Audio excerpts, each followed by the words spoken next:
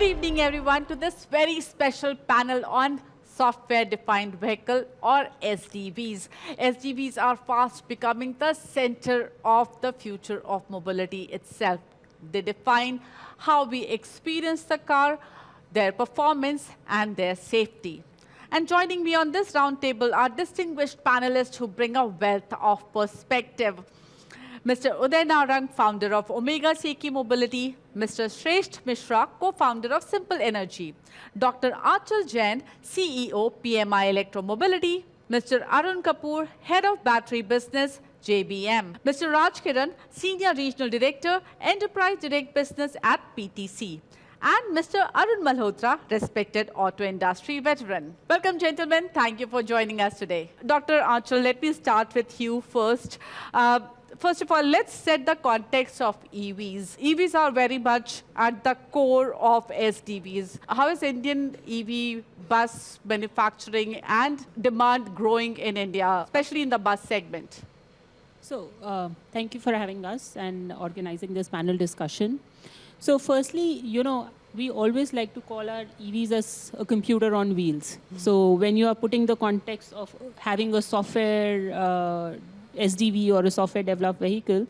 So that is where exactly EVs are.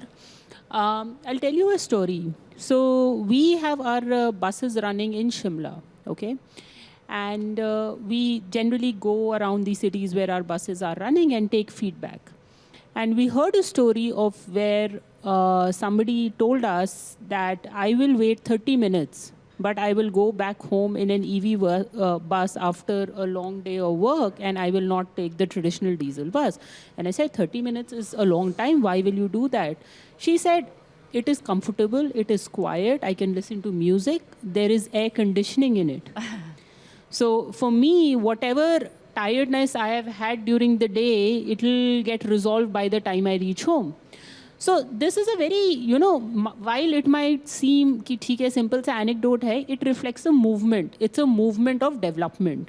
And that is what the electric bus movement in the country has been. It's a uplifting of the infrastructure and the way people commute. So here, again, the point, when we've developed these electric vehicles and specifically electric buses, it has just not been a go green movement. It has been a upgradation of technology. It has been an upgradation of the way people commute, and it has also been a sort of equalizing factor in terms of the facilities one deserves in a private vehicle, also one deserves in a public vehicle. When we think of electric buses, we don't only think of making an electric vehicle and driving it on the road. We think of three things actually. We think of sustainability, which is obviously it's a green movement, so it is sustainable. We think of gender equality, because we have one plant that's a completely women-run plant. We have drivers in Delhi which are women, and obviously I am a woman. That's been a center focus for us. And third has been a reduction in rural-urban divide. Shrestha, this term SDV gets thrown about a lot. What does it mean for you?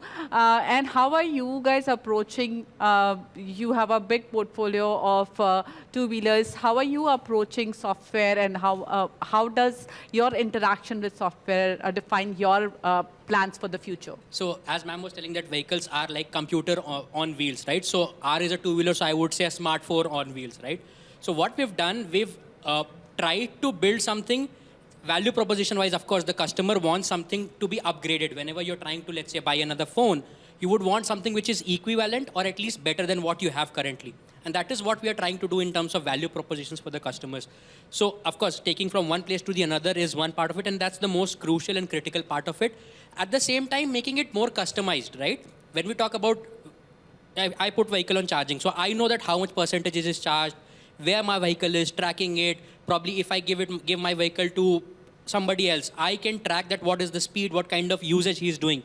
So all of that features that we can give to the customers is basically because of softwares. And if let's say a two-wheeler is used for a life cycle of 5 to 8 years, probably you can keep on upgrading, keep on adding more features. So it's like you are buying a smartphone, you're getting update regularly.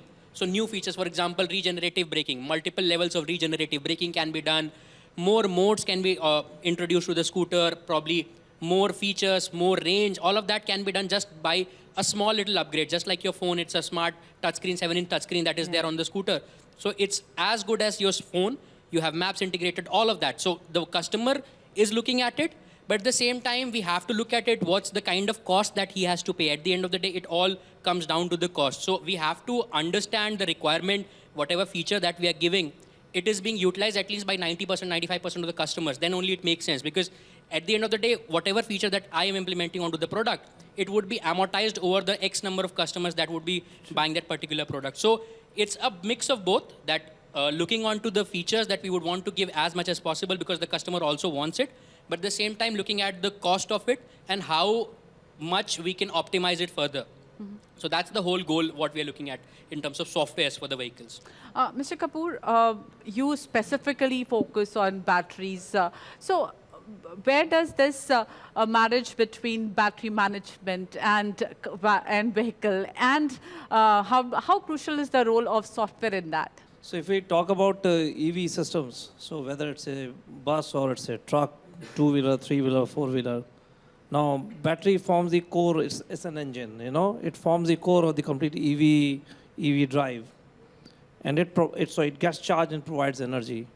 Now this core has to be, you know, I would say harnessed well. So there are two ways, and softwares, they ensure that, so ultimately, you know, integrating a battery with a brain which is called battery management system, and the whole neural network is like, you know, body nerves. So you got a human brain, you got a body which is a battery, and battery actually behaves like that. So there are three pillars of any EV ecosystem or the battery system. One is safety, second is the performance, and third is the total cost of ownership. Yeah. Because a battery has to give a high performance life. So software becomes again a ever evolving, you know, system in a EV battery, not only battery, EV ecology system, EV vehicles. And this brings a very, very interesting phase into the control strategy, that when you manage these vehicles over a long time, you manage their health, you manage their performance, you manage their upgrades, and all this has to be in a very secure environment.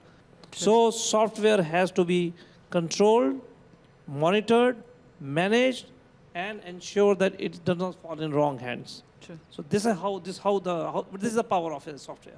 True, it's a power and also challenge of the software. Mr. Kapoor said something very interesting, that battery is at the heart of an EV. You know, you remember, Mr. Arun, that we used to say that engine is at the heart of the vehicle. So we have come a long way from that. But how do you see software impacting the industry?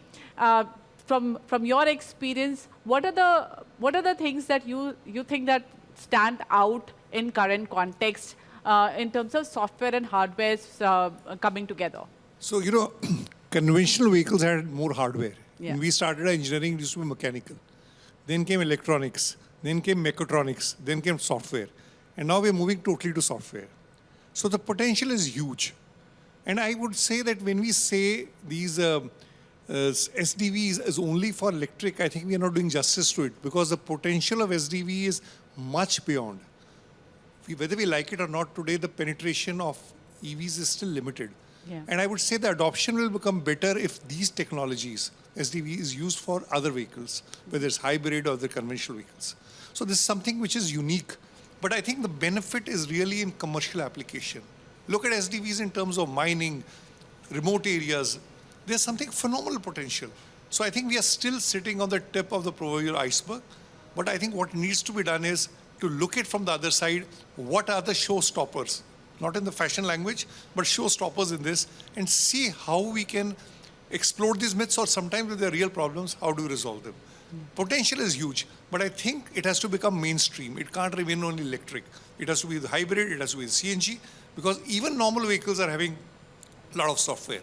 So I know it's a more challenging task, because there you have to start with software and hardware combining. But that's the journey we need to take to make it successful. Raj Kiran, now I want to understand, you have internationally also PTC has been doing a lot of work in PLM and ALM as well. What are some challenges that you think are unique to India? And how do you see the software-defined vehicles defining Indian mobility? Right. I think a lot of good points made by my co-panelists so far, and I'm privileged to be on this panel. We've been in the business for 40 years, and we've been, like you said, providing software to back up the electromechanical development, which is done by the automotives for 40 years now. PLM's been at the heart of it. Why? Because it was fundamentally hardware in the past, right? That's the big change that's happening. And India is in the center of it now, with being the software engineering hub of the world. One of the big challenges is our large companies are thinking hardware first.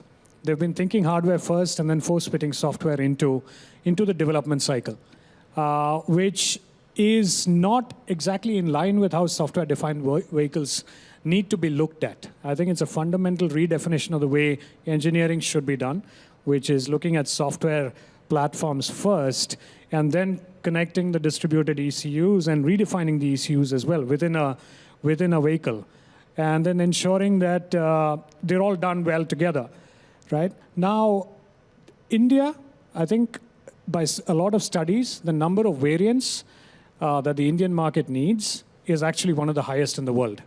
Everybody likes to have, because of the vastness of India, the terrains, the climate, diversity, etc. There's so many different kinds of vehicles you need. That's one of the top complexities.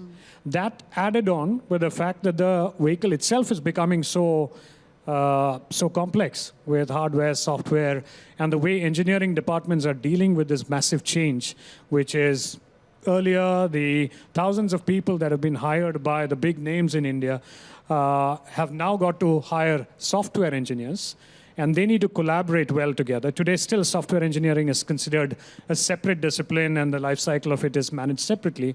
Now, they've got to combine them. And that's one of the other big challenges when you've got so many big software teams that are being hired. Now, India is in a very good position, like I said, with a lot of German, Western automotive manufacturers building their offshore and development hubs in India. And I think what PTC is doing is enabling them. They are building the vehicles, the cars, the bikes, the buses, etc. And we are doing the support role to make it easy for them to do what they're doing best. So that's where PTC comes in. Dr. Rachna, Anchal, I wanted to ask you, have you seen in any aspect of either manufacturing or consumer experience where software has helped your ultimate consumer? So definitely, firstly, since it's a software-driven vehicle, so the fact that we have these electric vehicles which are of superior nature is an immediate way how the consumers have been helped.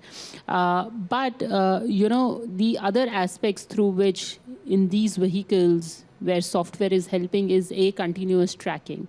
While, in the later stages of ICE vehicles, we started seeing GPS integration, but it wasn't in a full form. Now, in all public buses that are electric, they are always integrated both in control centers of the authorities, of the STUs, of the OEMs, of the operators, and so on. The other thing is, in fact, a lot of our buses, I can monitor on my mobile phone and see where that bus is, how it is performing, what is the efficiency of that, is it doing what it's supposed to do, and so on. So all that got enabled because of the software. Shrestha, because you are clearly a consumer-oriented business, where have you seen consumer appreciating software? So, as she was mentioning, I think majority of the things are same in the customer side as well. So, for example, if I want to see how much it is charged, that the example that I gave previously as well, I can optimize the charging, the way the charging happens. For example, if somebody wants to do overnight charging or probably fast charging, I can build custom charging algorithms based on the data that we get from the vehicles. It is because it is software defined, right? At the end of the day, and similarly, the kind of distance that people cover, that helps us define that what's the kind of performance that we can give. Because you have to make a blend of performance as well as the mileage into a product. That is what our philosophy has been since day one. And that is why the problem of the commute that we like to call that is very complex, so we have to build a simple solution. That is why the name simple came up, right? So a lot of features, for example, as a customer, I would want new UI UX. For example, I've brought a scooter. Yeah. I would want probably it to look a little better, probably 3 years down the lane or probably 2 years down the lane. So what I can do, I can set a UI update. So the scooter, how it looks completely different. It's a new product altogether. And all of that can be done through the just a click of an over-the-air update. So that is the kind of benefit that the customer gets. At the same time, the vehicle is not getting old. It's like wine, I would say. It's like aging in fine, really fine. So that's the kind of product that we built. And I think that's the future for automobile will be. Not just, as sir was rightly saying, it's not just electric vehicles, but on all the other vehicles that are there in the market and in the products that will be coming in future. Mr. Kapoor, do you think software can also yield some cost benefit in manufacturing? So when we talk about data, Anchal said that we have got a lot of data coming and tons and petabytes of data is coming. In my particular case, we are generating almost 5 terabytes of data every day. And we are analyzing them. We have created digital twins. So my every battery or every vehicle has got a digital twin. When I say digital twin, it's not just to say, it's a clone. Yes, it's a digital model or a real-time virtual model we have created. Now, what does it do? And how it impacts? And how it helps in manufacturing? So when you get such a data, you start designing the vehicle based on the real conditions. So it's not only software, but we get a lot of insights about the mechanical systems, range, everything. And at that point, you can decide, hey guys, for this terrain and this market and this geography, you can reduce the weight, you can do some restructuring, you can do some changes in the air conditioning system. Now that comes from the insights of the battery, because battery tells this is the consumer. So compressor is the consumer. Aircon is a consumer. Braking system is a consumer. So these are all consumers of a battery. Now, when we start understanding this, how the battery behaves, what are the different parameters, then we start optimizing the manufacturing systems.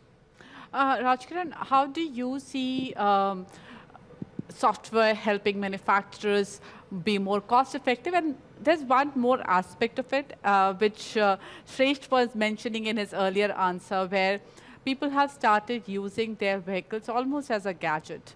So that means they also want much quicker updates, much quicker turnaround, putting pressure on manufacturers to innovate much faster. So how can software help in doing that? Yeah, so to Shrestha's point, it is really smartphone on wheels now. Okay, you can download an app, you can update the range, you can improve the range, you can enhance it, you can enhance a lot of features, you can do over-the-air updates to various aspects of your vehicle, etc. That's particularly interesting in the personal vehicle side of things, as it is a little bit for the commercial vehicle side as well. I think to the other point that you're asking about, which is manufacturing, right? It's not just going to make it cost efficient, it's also going to make it a lot more sustainable to the earth. Now, I'll tell you why. Prototyping typically involves releasing a few models into the market, you test it, and then you realize that a lot of it needs a lot of changes, and then you have to tweak it, you have to change the design, you have to come back and then make another version. You may not get it right then, and then you have to do it again. Typically 3 cycles, I understand, 3.2 cycles or something like that, of release before you actually release the best product in the market or the minimum viable product in the market. Now, that can be done virtually through simulation, through design simulations with software, right? And that is what requires a fundamental redefinition of the way engineers go about designing. Now, with the advent of generative AI, we've got something called generative designing as well, where the system will throw out recommendations for you for alternate materials and more sustainable materials, etc. So all of this has impact downstream. It starts in engineering, starts in design and development, but the manufacturing gets better and your service as well. Now, to get the service department to do the right thing, they need to understand what engineering is doing up front. And engineering needs to understand if there is a persistent problem with a particular component inside the vehicle from the service department. Software also brings together all the departments within an organization for what we call closed loop feedback and closed loop quality.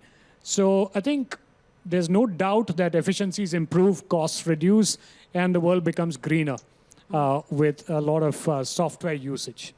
How are you seeing software-defined vehicles? Because as EVs are evolving, software is taking center stage. So what's your view on that? Well, absolutely.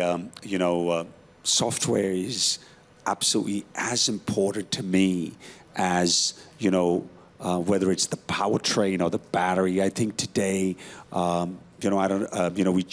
working on, for example, autonomous vehicles, right? And I think that whether it is cars, buses, trucks, even three-wheelers, IoT, tracking devices, tracking for logistic players to see what is the utility of the vehicle, how do you enhance earnings.